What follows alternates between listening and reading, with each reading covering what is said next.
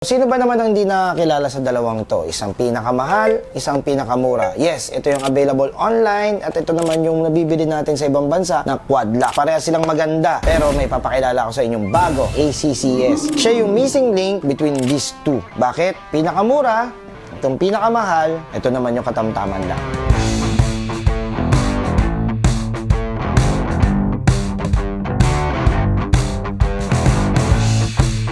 So alam niyo naman yung pagkakaroon ng importansya ng maaasahang cellphone holder sa biyahe, lalo na kung long ride at mga big bike ang mga gamit natin at talagang bumabakbak tayo sa kalsada. Kaya nga, nasanay tayo gumamit ng iba-ibang klase. Meron tayo dyan yung may mga clamp, meron dyan may mga damper, at ngayong panahon na to, nauuso naman yung mga twist and go. Etong mga ganitong klase ng cellphone holder ay may specific na mechanism para gumana. Kailangan mong ipasok dito yan at pindutin. Katulad nito. Yan. So ano nga bang pinagkaiba nitong dalawa nito? Ito po ay imported, maganda ang tatak, maganda ang pagkakagawa at sila ang nanguna sa industry. Ito naman po yung mga lower end version na nakikita natin online. Kung mapapansin nyo po yung materyales nito, talagang malaki yung pinagkaiba nila versus dito sa quad lock at dito sa nabibili online. Talagang malambot at manipis kumpara natin sa quad lock. At dito naman papasok ang ACCS. Ito naman yung mid-range budget-friendly na cellphone holder natin. Yes, nagkakalaga lang to ng 300 plus pesos itong buong mechanism na to at kasama na tong pinaka-latch niya sa likod ng cellphone. Yes, ito yung pinaka-importanting part kasi ito yung kinukulong, ito yung nilalak dito. Yan. So nakalock na siya dito. Same dito sa ating quad lock na may cellphone casing. Ganyan. So ganyan siya pag gumana. Pag aalisin mo, ganyan lang din. Same din dito, pag aalisin mo, ganyan lang din.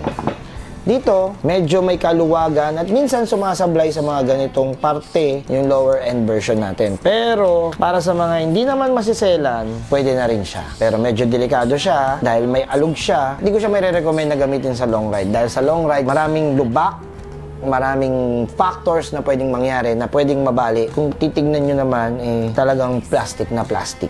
So, wag na po tayo magreklamo pag bumili tayo ng ganito na putulan kasi 100 pesos lang po. At ang maganda rito sa ACCS natin, meron din silang damper na binebenta katulad dito sa ating quad lock. Sa mga naka-iPhone dyan, yung mga cellphone nyo ngayon na may autofocus, yun yung laging problema.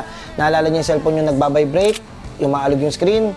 Dahil po yun sa mga cellphone holder na naka-clamp at nagbabibrate along the way. Kaya nauso itong damper to protect yung sensors ng mga high-tech nating camera ngayon. At sa ACCS, kasama na siya. Magandang klase yung damper niya. Para naman sa mga naka-side mirror dyan, sa mga stock, mga scooters, mga wala masyadong lalagyan sa manibela, meron tayong side mirror para sa inyo. So yan, nakilala nyo na yung bago nating twist and lock na cellphone holder dito sa 01 Moto.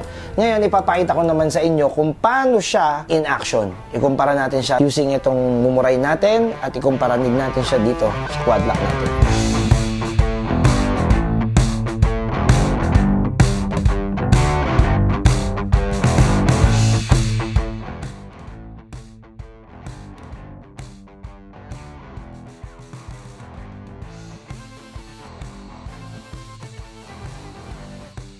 So yun, nakita nyo na no, yung ACCS natin na cellphone holder. No? So para sa mga mahilig bumiyahe, mahilig mag long ride, ito ang para sa inyo.